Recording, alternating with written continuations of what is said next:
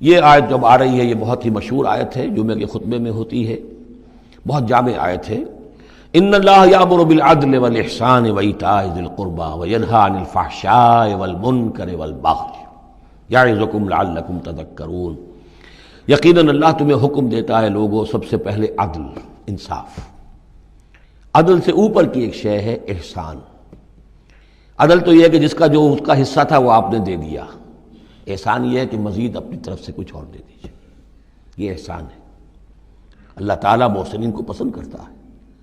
اور ذی القربیٰ، ایتاء ذی القربیٰ، اپنے قرابت داروں کا حق ادا کرنا، ان سے حسن سلوک، صلہ رحمی کرنا، یہ تین چیزیں ہیں کہ جس پر گویا کہ ایک اچھے معاشرے کی بنیاد ہے، یہ مثبت چیزیں ہیں۔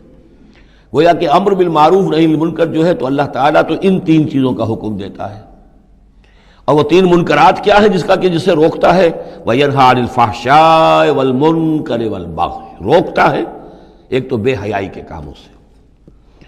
یہ ایک پردہ ہے، حیا جو ہے انسان کے اندر ایک بڑی قیمتی شے ہے۔ بے حیا باش و ہر چے خائی کن، ایک دفعہ یہ حیا کا جو ہے نا پردہ اتر جائے تو پھر انسان جو ہے بے شرم ہو کر جو چاہے کرتا پھرے پھر۔ تو حیا بے حیائی سے روکتا ہے، اور منکر وہ شے ہے جس کے برے ہونے پر تمہاری فطرت گواہ ہے کہ یہ شے برائی ہے۔ والبغی، اور سرکشی اللہ کے خلاف، سرکشی لوگوں کے خلاف۔ سرکشی لوگوں کے خلاف ہوگی تو وہ عدوان ہے، زیادتی ہے، ظلم ہے۔ اللہ کے خلاف ہے تو وہ کفر ہے اور وہ بغاوت ہے۔ یعظکم، اللہ تعالیٰ تمہیں نصیحت کر رہا ہے، لعلکم تذکرون، تاکہ تم نصیحت اخذ کرو، رہنمائی حاصل کرو۔ وَأَوْفُوا بِعَهْدِ اللَّهِ إِذَا عَاهَدتُّمْ، یہ جو چند آیات اب آگے آ رہی ہیں یہ مشکلات القرآن میں سے ہیں، اس میں کافی مفسرین کے مابین اختلافات بھی ہیں، لیکن میں نے جتنا بھی غور و فکر کیا ہے اور جن حضرات کی آراء سے مجھے اتفاق ہے وہ میں بیان کروں گا، باقی ساری آراء میں بیان نہیں کر سکتا۔ یہاں میرے نزدیک یہاں سے اصل میں اہل کتاب کی طرف روئے سخن ہے۔ میں آپ کو بتا چکا ہوں کہ مکی صورتوں میں اہل کتاب سے براہ راست خطاب نہیں ہے، یا بنی اسرائیل یا اہل الکتاب نہیں ملے گا، لیکن سورہ انعام ہی سے بات شروع ہو گئی تھی، کچھ نہ کچھ ان کی طرف روئے سخن ہے، اشارے ہیں، اس لیے کہ یہ دور ایسا تھا کہ جس میں مدینے میں خبریں پہنچ چکی تھیں، محمد رسول اللہ صلی اللہ علیہ وسلم نے نبوت کا دعویٰ کیا ہے، اہل کتاب کے کان بھی کھڑے ہو چکے تھے، ان میں سے کچھ لوگ تھے پہچان بھی چکے تھے، اور وہ یہ کہ گویا کہ منتظر بھی ہوں گے کہ اب ہم ان کی تصدیق کریں گے، ذرا اور دیکھ لیں، ذرا اور ان کے بارے میں صحیح معلومات ہمیں حاصل ہو جائیں۔ کچھ لوگوں کے اندر حسد کی آگ اسی وقت سے بھڑک چکی ہوگی، وہی ہے کہ جنہوں نے سکھا پڑھا کر پوچھا تھا کہ ان سے پوچھو اگر یہ نبی ہونے کا دعویٰ کرتے ہیں تو یہ بنی اسرائیل مصر کیسے پہنچ گئے تھے؟ یہ تو حضرت ابراہیم علیہ السلام کی نسل سے تھے، حضرت ابراہیم تو فلسطین میں رہتے تھے، الخلیل میں وہ دفن ہیں، یہ مصر کیسے پہنچ گئے جو حضرت موسیٰ علیہ السلام نے لے کر وہاں سے آئے؟ تو پوری سورہ مبارکہ سورہ یوسف جو ہم پڑھ چکے ہیں کہ کیا کیا شکل بنی، کیا سبب بنا، کیا حالات تھے جن میں کہ بنی اسرائیل وہاں جا کر آباد ہوئے۔ تو اس طرح سے اب یہاں پہ اصل میں روئے سخن ان کی طرف ہے۔ وَأَوْفُوا بِعَهْدِ اللَّهِ إِذَا عَاهَدتُّمْ وَلَا تَنقُضُوا الْأَيْمَانَ بَعْدَ تَوْكِيدِهَا، اور دیکھو اللہ کے عہد کو پورا کرو جب کہ تم وہ عہد کر چکے ہو، جو بنی اسرائیل سے اِذْ أَخَذَ اللَّهُ مِيثَاقَكُمْ، وہ جو بار بار آیا ہے، یہ تو تفصیل تو پھر جو ہے مدنی صورتوں میں آئی ہے جو ہم پڑھ چکے ہیں، وہ بعد میں نازل ہوں گی، ابھی گویا کہ اس کی طرف اشارہ کیا جا رہا ہے تاکہ جو ان کے صاحب علم ہیں وہ بات کو پا لیں، سمجھ لیں۔ عاقلہ را اشارہ کافی است۔ وَأَوْفُوا بِعَهْدِ اللَّهِ إِذَا عَاهَدتُّمْ، دیکھو اللہ کے عہد کو پورا کرو جب کہ تم نے عہد کیا ہے۔ وَلَا تَنقُضُوا الْأَيْمَانَ بَعْدَ تَوْكِيدِهَا، اور اپنی قسموں کو مضبوطی سے باندھنے کے بعد مت توڑا کرو۔ وَقَدْ جَعَلْتُمُ اللَّهَ عَلَيْكُمْ كَفِيلًا، اور اس پر تم نے اللہ کو کفیل بنایا ہے، اللہ کو گواہ بنا کر قسمیں کھائی ہیں، اللہ کو گواہ بنا کر تم نے عہد کیے تھے۔ إِنَّ اللَّهَ يَعْلَمُ مَا تَفْعَلُونَ، اللہ جانتا ہے جو کچھ کہ تم کر رہے ہو۔ وَلَا تَكُونُوا كَالَّتِي نَقَضَتْ غَزْلَهَا مِن بَعْدِ قُوَّةٍ أَنْكَاثًا، اس عورت کے مانند نہ بن جاؤ، اس دیوانی عورت کے مانند کہ جس نے بڑی محنت اور مشقت سے سوت کاٹا اور پھر اسے ٹکڑے ٹکڑے کر دیا۔ یہ گویا کہ ایک تمثیل دی گئی ہے، منتظر چلے آ رہے تھے تم نبی کی آمد کے، تم تو ان کے حوالے سے اپنے جو لوگ تھے یہاں کے عرب انہیں دھمکایا کرتے تھے کہ جب وہ آئیں گے تو ہم ان کے ساتھ ہو کر جنگ کریں گے، تو پھر یہ کہ تم ہمیں کبھی شکست نہیں دے سکو گے۔ اب یہ کیا ہو رہا ہے کہ جب اس نبی کا ظہور ہو رہا ہے تو اب تمہارے دل میں طرح طرح کے خیالات آ رہے ہیں، تو کیا اس بوڑھی عورت کی طرح کہ جس کی عقل ماری گئی تھی، بڑی محنت سے سود کاٹتی تھی اور پھر توڑ دیتی تھی، تو تم اپنا یہ سارا جو تانا بانا بنے بیٹھے تھے اب تک، اب تم چاہتے ہو کہ اس کو توڑ دو، تار تار کر دو۔ ولا تکونوا کالتی نقضت غزلها من بعد قوة انکاسا تتخذون ایمانکم دخلا بینکم ان تکون امة ہی اربا من امة، تم نے اپنی قسموں کو دخل دینے کا ذریعہ بنا لیا ہے اپنے مابین، مبادا کوئی اور قوم کسی دوسری قوم سے چڑھتی ہوئی نہ ہو جائے۔ یعنی تمہاری یہ قومی کشاکش ہے کہ تم نہیں چاہتے کہ بنی اسماعیل جو ہیں اب انہیں یہ سبقت حاصل ہو جائے، یہ فضیلت حاصل ہو جائے جو بنی اسرائیل کو حاصل تھی 2000 برس۔ ان تکون امۃ ہی اربا من امۃ، مبادا ہو جائے ایک قوم دوسری قوم سے بڑھی ہوئی، دوسری قوم سے افضل۔ اب یہاں نام نہیں ابھی لیے جا رہے ہیں، جیسا کہ میں نے عرض کیا اشاروں کنایوں میں باتیں ہو رہی ہیں تاکہ اہل کتاب کے جو اہل علم تھے ان تک یہ بات پہنچ جائے، ان کے دلوں کے اندر اتر جائے۔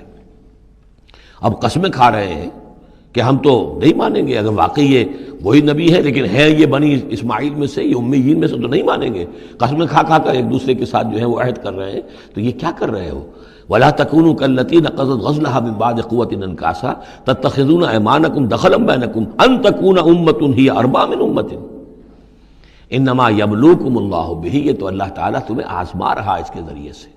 دیکھنا یہ ہے کہ تم حق پرست ہو یا نسل پرست ہو۔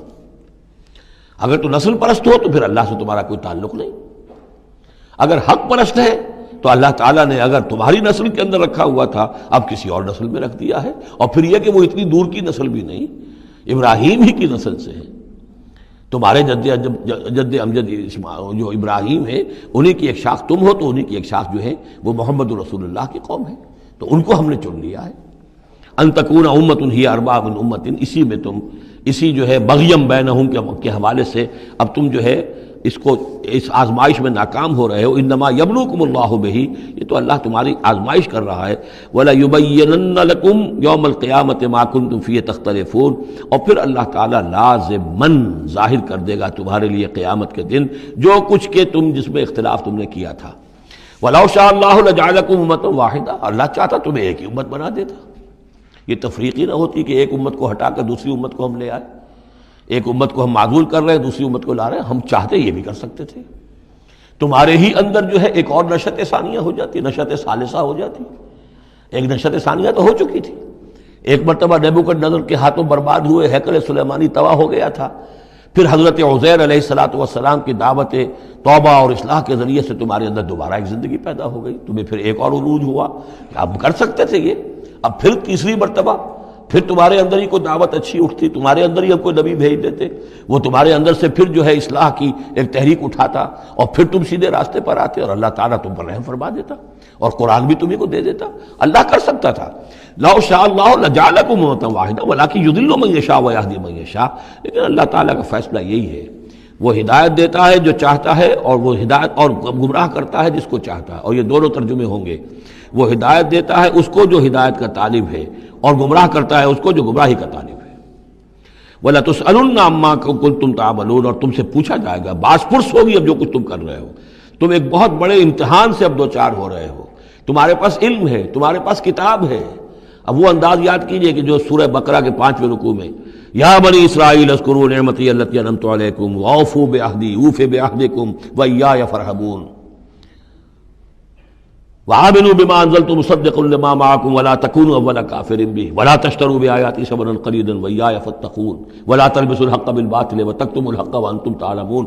وہی تو بات شروع ہوئی تھی، اوفوا بعہد اللہ اذا عاہدتم، یا بنی اسرائیل اذکروا نعمتی التی انعمت علیکم واوفوا بعہدی اوف بعہدکم وایای فارہبون۔ یہ در حقیقت یہ آیات جو ہیں یہ تمہید ہیں گویا کہ سورہ بقرہ کے 5ویں رکوع میں جو آیات آئی ہیں ان کی۔ وَلَا تَتَّخِذُوا أَيْمَانَكُمْ دَخَلًا بَيْنَكُمْ فَتَزِلَّ قَدَمٌ بَعْدَ ثُبُوتِهَا۔ اب دیکھو اپنی قسمیں جو کھا کھا کے اب تم ایک دوسرے کے ساتھ معاہدے کر رہے ہو کہ ہم نہیں مانیں گے، نہیں مان لائیں گے، نہ ان قسموں کو تم اپنے درمیان دھوکے کا ذریعہ بناؤ کہ ایک قدم جمنے کے بعد اور پھسل جائے۔ تمہارے دل میں بات آ چکی ہے، تم پہچان چکے ہو، یعرفونہ کما یعرفون ابناہم، اب تم پھسلو گے تو ظاہر بات ہے کہ فنہارا بہ فی نار جہنم، تو پھر تو یہ کہ سیدھے سیدھے جہنم کی آگ میں گرو گے۔ وَتَذُوقُوا السُّوءَ بِمَا صَدَدتُّمْ عَنْ سَبِيلِ اللَّهِ، اور تمہیں برائی کا مزہ چکھنا پڑے، عذاب کا مزہ چکھنا پڑے بسبب اس کے کہ تم نے روکا لوگوں کو اللہ کے راستے سے۔ تمہیں تو چاہیے تھا کہ سب سے پہلے کھڑے ہو کر گواہی دیتے۔ وَمَنْ أَظْلَمُ مِمَّنْ كَتَبَ شَهَادَةً عِندَهُ مِنَ اللَّهِ، تم کہتے کہ ہاں بالکل ٹھیک ہے، ہماری کتابوں میں جو تھی یقیناً محمد اللہ کے رسول ہیں، سب سے پہلے تمہیں بڑھ کر ان کی توثیق کرنی چاہیے. وَلَا تَكُونُوا أَوَّلَ كَافِرٍ بِهِ، کہاں تم سب سے پہلے کافر ہوئے جا رہے ہو. وَلَكُمْ عَذَابٌ عَظِيمٌ، اور تمہارے لیے بہت بڑا عذاب ہے. وَلَا تَشْتَرُوا بِعَهْدِ اللَّهِ ثَمَنًا قَلِيلًا، دیکھو اللہ کے اس عہد کو حقیر سی قیمت کے عوض فروخت نہ کرو. انما عند اللہ هو خیر لکم، جو کچھ اللہ کے پاس ہے وہ بہت بہتر ہے. جو اس کی نعمتیں ہیں، انعام ہیں، آخرت کی نعمتیں ہیں، جنت کی نعمتیں ہیں، تم ان کو ہاتھ سے دے رہے ہو، گنوا رہے ہو، اور دنیا کی یہ تھوڑی سی حیثیت، اپنی مسند، اپنی چودراہٹ، اپنی مشیخیت جو ہے اس کو تم چھوڑنے کو تیار نہیں ہو. ان کنتم تعلمون، اگر تم علم رکھتے ہو. ما عندکم ینفد وما عند اللہ باق، جو تمہارے پاس ہے وہ ختم ہو جائے گا، اور جو اللہ کے پاس ہے وہ باقی رہنے والا ہے. وَلَنَجْزِيَنَّ الَّذِينَ صَبَرُوا أَجْرَهُمْ، اور ہم لازماً دیں گے صبر کرنے والوں کو ان کا اجر. بِأَحْسَنِ مَا كَانُوا يَعْمَلُونَ، ان کے اعمال کے بہترین جو اعمال ہوں گے، جو کچھ وہ کر رہے ہیں ان میں سے بہترین اعمال کے حساب سے انہیں اجر دیں گے. یعنی ہر نیکوکار کے سارے اعمال ایک درجے کے نہیں ہوتے، کبھی چھوٹی نیکی کی ہے، بڑی نیکی کی ہے، لیکن ہم ان کا مقام ان کی بڑی نیکیوں کے حوالے سے معین کریں گے. من عمل صالحا من ذکر او انثی وهو مؤمن، جس نے بھی نیک عمل کیا، خواہ وہ مرد ہو خواہ عورت، لیکن ہو مومن، فلنحینہ حیاۃ طیبۃ، ہم اسے زندہ رکھیں گے دنیا میں بڑی پاکیزہ زندگی، اسے دل کا سکون ہوگا. الا بذکر اللہ تطمئن القلوب، ان کے لیے نہ خوف ہوگا نہ کوئی حزن ہوگا. الا ان اولیاء اللہ لا خوف علیہم ولا هم يحزنون وَلَنَجْزِيَنَّهُمْ أَجْرَهُمْ بِأَحْسَنِ مَا كَانُوا يَعْمَلُونَ، ہم انہیں دنیا کے اندر بھی زندگی جو دیں گے وہ بڑی پاکیزہ زندگی ہوگی، چاہے روکھی سوکھی کھا رہے ہوں لیکن صبر و شکر کی زندگی ہوگی، دل مطمئن ہوں گے، دل میں غنا ہوگا. الغنا غنا نفس، حضور نے فرمایا اصل جو ہے امیری وہ تو دل کی امیری ہے. دل غنی ہے تو انسان غنی ہے، اور کروڑوں روپے رکھتا ہے پھر بھی اس کے اندر لالچ ہے تو وہ فقیر ہے. وَلَنَجْزِيَنَّهُمْ أَجْرَهُمْ بِأَحْسَنِ مَا كَانُوا يَعْمَلُونَ، ان کو جو بدلہ ہم دیں گے تو وہ ان کے جو بہترین اعمال ہوں گے ان کے حوالے سے. فَإِذَا قَرَأْتَ الْقُرْآنَ فَاسْتَعِذْ بِاللَّهِ مِنَ الشَّيْطَانِ الرَّجِيمِ، تو جب آپ قرآن پڑھا کیا کریں تو اللہ کی پناہ طلب کر لیا کیجئے مردود شیطان سے. یہ ہے حکم جس پر کہ ہم عمل کرتے ہیں. جب بھی قرآن پڑھنا ہو تو پہلے اعوذ باللہ من الشیطان الرجیم تعوذ کرتے ہیں. انہ لیس لہ سلطان علی الذین آمنوا، یقیناً اس کے پاس کوئی سند نہیں ہے، اختیار نہیں ہے، کوئی طاقت نہیں ہے ان لوگوں پر کہ جو ایمان لائے. وعلی ربہم یتوکلون، اور جو اپنے رب پر توکل کرتے ہوں. انما سلطانہ، اس کا زور چلتا ہے علی الذین یتولونہ، ان پر جو خود اس کے دوست بنتے ہیں، اس کو اپنا حمایتی بناتے ہیں، اس سے دوستیاں کاٹتے ہیں. والذین ہم بہ مشرکون، اور جنہوں نے کہ اسے شریک کیا ہوا اللہ کے ساتھ، اللہ کی اطاعت کی بجائے اس کی اطاعت کرنا.